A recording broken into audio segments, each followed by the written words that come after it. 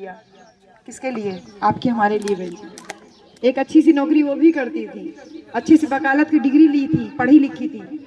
और फिर एक दिन साहब कांसीराम के संपर्क में आती हैं और साहब कांसीराम कहते हैं कि बेटा क्या करना चाहती हो? वो कहती है मैं डीएम बनना चाहती हूँ। साहब कहते हैं कि तुम डीएम बन सकती हो, तुम्हारे अंदर योग्यता है, लेकिन अगर तुम मेरी बात मानोगी तो मैं तुमको डीएम से कहीं ऊपर ऐसा बना दूंगा कि तुम्हारे आगे पीछे रोजाना 10-20 डीएम घूमेंगे। तुम्हारे आगे पीछे 10-20 डीएम घूमेंगे, मैं तुमको ऐसा बना दूंगा।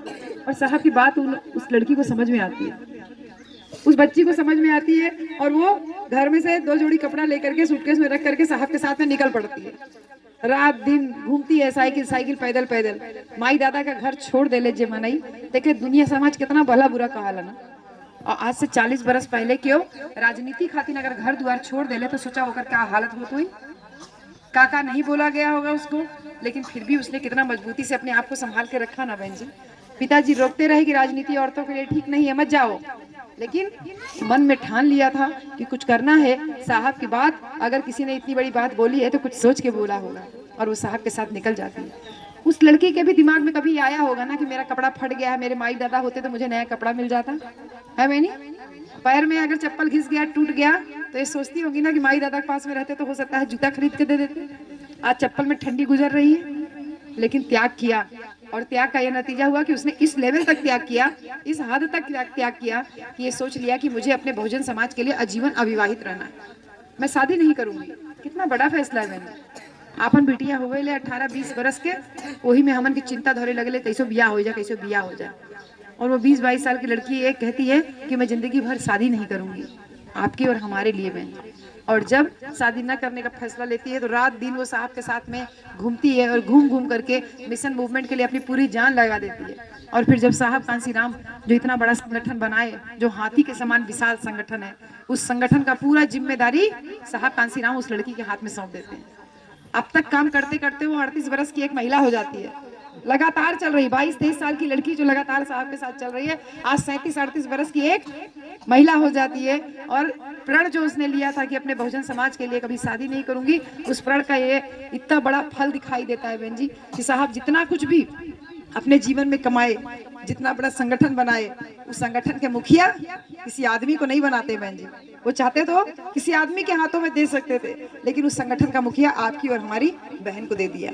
हमारी बहन जी को मुख्यमंत्री बना दिया, और 1 बार 2 बार नहीं बल्कि 4-4 बार हमको मुख्यमंत्री बनाया बहन जी। ये ताकत थी एक औरत की। और आपकी बहन ने पहली बार ही मुख्यमंत्री बनने के बाद ये जितनी भी हम लोगों की बस्तियां थी बहन जी, जितनी भी हम लोगों की बस्तियां थी, इन बस्तियों में अंबेडकर ग्राम घोषित हुआ, दुआरे तकले आरसीसी का रोड बनल बहन। जो जो गांव अंबेडकर ग्राम घोषित हुआ उन सब में आरसीसी का रोड घर के द्वारे तकले बनल। गांव गांव में पंचायत भवन बना, प्राइमरी विद्यालय बना, इंटर कॉलेज बना, डिग्री कॉलेज बना, यूनिवर्सिटी बना, और इसके अलावा medical college, engineering college, polytechnic college. कितना आपका ये जो चक्रपानपुर का पीजीआई है ना, चक्रपानपुर का मेडिकल कॉलेज है, ये मेडिकल कॉलेज आपकी बहन ने बनवाया बहन जी। वो बात अलग है कि वो सब काम उन्होंने कर दिया था, लेकिन सरकार चेंज हो गई तो दोबारा सरकार में आ नहीं पाई। जो दूसरी बार जिसकी सरकार आई उसने उस काम को आगे बढ़ाया। लेकिन सोच कितनी बड़ी आपकी बहन की। बच्चों, जिसका नारा आप लगा रहे थे ना, बहन कुमारी मायावती जिंदाबाद जिंदाबाद, उसने कितना बड़ा काम किया है तुम्हारे लिए। तुम्हारे स्कूल में जो ये प्राइमरी स्कूल तुम्हारे स्कूल खुला है ना गाँव के पास में, ये उन्हीं की बनाया हुआ है। तुम्हारे गाँव में ग्राम पंचायत भवन है, पंचायत भवन है, पंचायत भवन है ना, पंचायत भवन आपकी बहन ने बनाया, जिसका आप नारा लगा रहे थे। और पीजीआई का नाम सुने हैं, बहुत बड़ा मेडिकल कॉलेज है आजमगढ़ में, वो मेडिकल कॉलेज भी आपकी बहन ने बनवाया। अब गांव देहात में कौनो लड़ाई झगड़ा हो जाए 100 नंबर पुलिस तुरंत डायल कर जाला। 100 नंबर, 100 नंबर, ये 100 नंबर किसने किया पता है आपको? ये 100 नंबर भी आपकी बहन ने बनवाया बेटा। वो चाहे इतना छोटा बच्चा हो, आप भी उनको बहन जी बोलते हो, चाहे हम हो हम भी बहन जी बोलते हैं, चाहे बहन जी आप हो आप भी उनको प्यार से बहन जी ही बोलते हैं। तो चाहे बूढ़ा हो चाहे बच्चा हो, सब उसको सम्मान से बहन जी बोलते हैं। और उस बहन ने आपके लिए 100 नंबर पुलिस वाला सिस्टम बनाया, वो बना के सब रखा था। सारी मोटरसाइकिल आके खरीद के रखी थी, सारी गाड़ियां आके खरीद रखी थी, लेकिन सरकार बदल गई, फीता नहीं कट पाई। नया सरकार बना, उसने फीता काटा और वाहवाही लूटा कि हमने किया हमने किया। गाँव में 112 नंबर पे आती है एम्बुलेंस, 108 नंबर पे एम्बुलेंस आती है, ये एम्बुलेंस भी आपकी बहन की देन आती है ना बेटा। गांव में एम्बुलेंस फोन कर दो तो फट से आ जाती है, वो एम्बुलेंस भी आपकी उन्हीं बहन जी का है जिनका आप नारा लगा रहे थे। कितना काम किया बहन जी, फीता नहीं काट पाए, सरकार बदल गई, तो दूसरी सरकार वाहवाही ले रही है। इतना काम किया है आपकी बहन ने। और इसके अलावा लखनऊ में ये जो हमारे बच्चे छोटे छोटे हैं ना, ये थोड़े से जब बड़े हो जाएंगे तो जब ये IAS PCS का तैयारी करेंगे, नौकरी के लिए अगर कोई तैयारी करना चाहेंगे, तो लखनऊ में भागीदारी भवन बना है हमारे बच्चों के रहने के लिए, चाहे वो मुसलमान समाज के बच्चे हों, चाहे हम लोगों के समाज के बच्चे हों, चाहे पिछड़ी जाति के समाज के बच्चे हों। हम सारे बच्चों के लिए, हमारे लोगों के बच्चों के लिए भागीदारी भवन बनाया, जिसमें बच्चे फ्री में रहना, खाना और फ्री में उनको पढ़ना भी है। वहाँ कोचिंग में IAS PCS की कोचिंग के लिए अच्छे अच्छे टीचर बुलाए जाते हैं ट्रेनिंग देने के लिए, पढ़ाने के लिए। ये सारा काम सोच किसका है?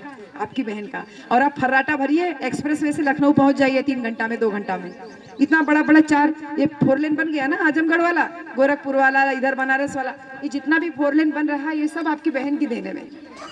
कितने पहले सरकार बनी थी, कितने पहले सरकार बनी थी? 10 साल हो गया सरकार बने हुए। उस समय आपकी बहन की सोच कितनी ऊंची थी।